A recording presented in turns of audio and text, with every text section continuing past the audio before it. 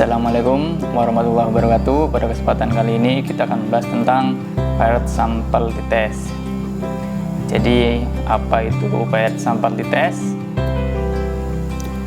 Pirate Sample Test merupakan prosedur uji T untuk menguji hipotesis di mana data yang digunakan berasal dari dua sampel berpasangan. Sampel berpasangan merupakan sampel yang sama namun memiliki perlakuan yang berbeda. Dengan kata lain, walaupun peneliti menggunakan sampel yang sama, tapi peneliti akan mendapatkan dua data yang berbeda, yaitu data dari perlakuan pertama dan data dari perlakuan kedua. Pada Pirate Sample Test, kita harus menguji normalitas. Kenapa? Karena datanya harus berdistribusi normal. Lalu, kita bisa uji hipotesis menggunakan Pirate Sample Test ketika kita sudah memastikan datanya berdistribusi normal. Jadi yang pertama yang harus kita lakukan adalah uji normalitas. Bagaimana caranya? Yaitu menentukan H0 dan H1, di mana H0-nya adalah data berdistribusi normal, H1-nya data tidak berdistribusi normal. Nah, bagaimana uji normalitas dengan menggunakan SPSS? Pertama, input data ke dalam SPSS. Dari menu utama SPSS, pilih menu Analyze, kemudian pilih submenu Descriptive Statistics, lalu pilih Explore. Pada halaman Explore, untuk dependent list diisi dengan variabel yang akan diuji. Caranya dengan mengklik variabel yang ada di kotak sebelah kiri, lalu klik tombol anak panah, sehingga variabel tersebut pindah ke kotak dependent list. Klik Plot dan klik Plot.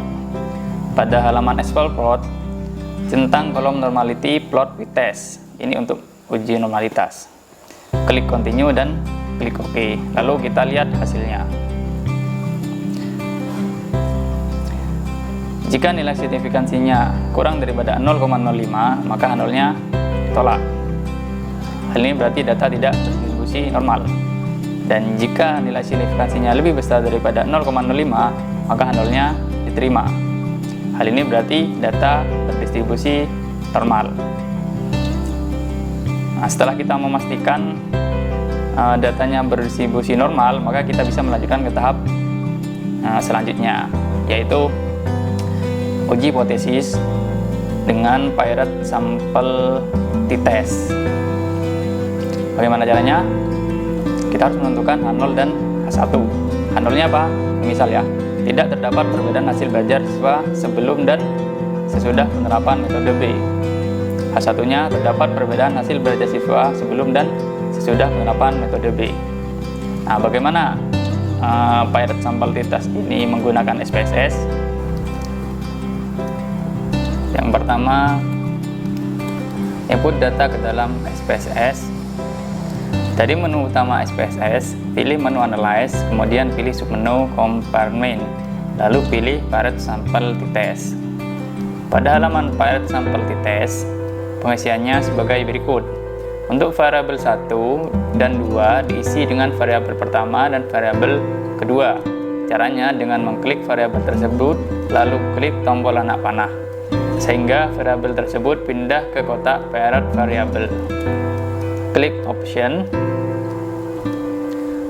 Pada confidence interval isi dengan 95%, yang berarti taraf kepercayaannya itu 95% dan taraf signifikansinya 5%. 5% 5/100 atau 0,05. Di sini yang menjadi dasar mengapa 0,05 menjadi acuan untuk menerima atau menolak H0. Untuk missing value diabaikan karena tidak ada data yang hilang. Klik continue, klik OK, dan kita lihat hasilnya. Jika nilai signifikansinya kurang daripada 0,05, maka H0-nya ditolak. Artinya bahwa terdapat perbedaan hasil belajar siswa sebelum dan sesudah penerapan metode B. Jika nilai signifikansinya lebih besar daripada 0,05, maka H0-nya diterima. Artinya bahwa tidak terdapat perbedaan hasil belajar siswa sebelum dan sesudah penerapan metode B. Untuk lebih memahami langkah-langkah uji normalitas Pirate Sample T-Test, kita langsung praktek menggunakan SPSS. Baik, kita bisa menggunakan soal ini. Seorang guru sedang meneliti apakah terdapat perbedaan hasil belajar sebuah kelompok belajar sebelum dan sesudah penerapan metode baru, katakanlah metode B. Untuk itu dilakukan penelitian terhadap 15 siswa yang dipilih secara acak.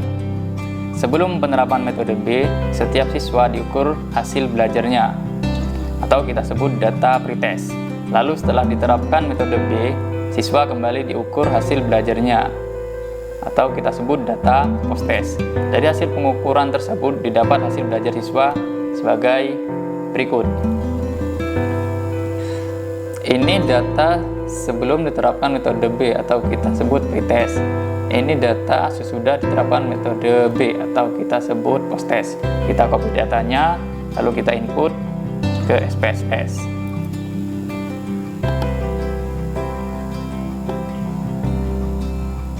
Data sebelum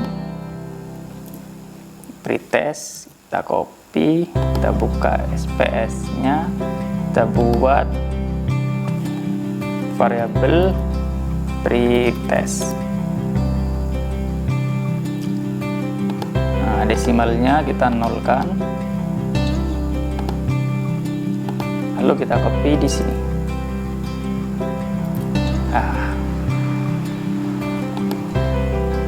Lalu kita buat juga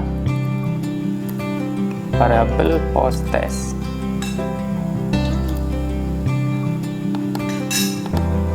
Desimalnya kita nolkan, kita ambil datanya,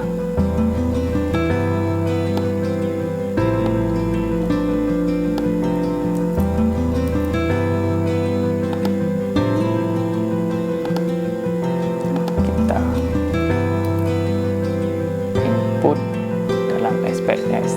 Nah, ini data pretest, data sebelum, ini data post-test, data setelah. Lalu kita ingin melihat data ini distribusi normal, berdistribusi normal atau tidak, maka kita uji normalitas. Klik analyze, descriptive statistik, explore, variabel pretest dan post-test kita klik, kita pindah ke dependent list, bot, kita klik plot, kita pilih normality plot pretest, continue, dan oke.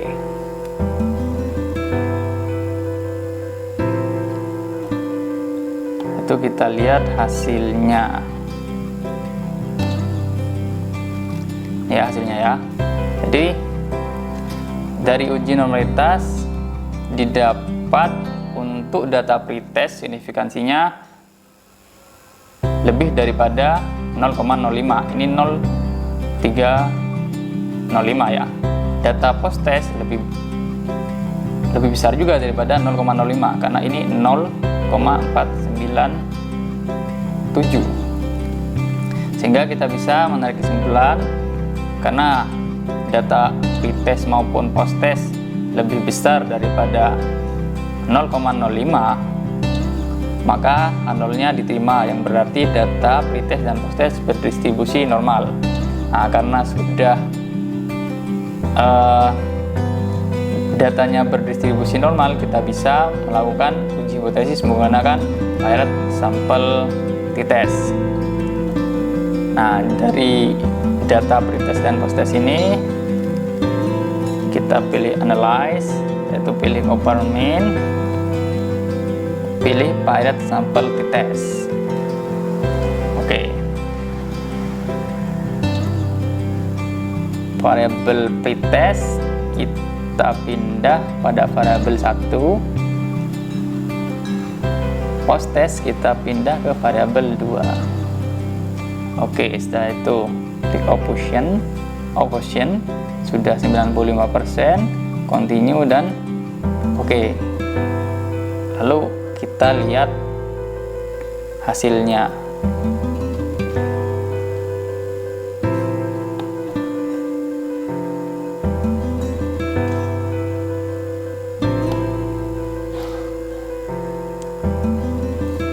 ya sini ya. Oke, dari pirate sampel t-test kita dapatkan pirate sampel statistik, di mana kita bisa lihat untuk pretest mean-nya atau rata-ratanya itu 62,27, untuk post-test 68,67, dan datanya sama-sama 15, berarti 15 anak maksudnya. Pada pirate sampel correlation ini apakah ada korelasi hubungan antara data pretest dan post-test? Kita lihat signifikansinya. Ternyata signifikansinya itu kurang dari 0,05. Ini kan 0,046. Karena signifikansinya lebih kecil daripada 0,05, maka ada korelasi antara data pretest dan post-test. Dan yang terakhir, pirate sampel t-test itu sendiri. Jadi kita bisa lihat signifikansinya itu kurang daripada 0,05. Ini kan 0,003, yang berarti signifikansinya lebih kecil daripada 0,05. Jadi kita bisa menarik kesimpulan karena signifikansinya lebih kecil daripada 0,05, maka nolnya ditolak, yang berarti terdapat perbedaan hasil belajar siswa sebelum dan sesudah penerapan metode D. Nah, sampai sini pembahasan kita untuk pirate sampel t-test.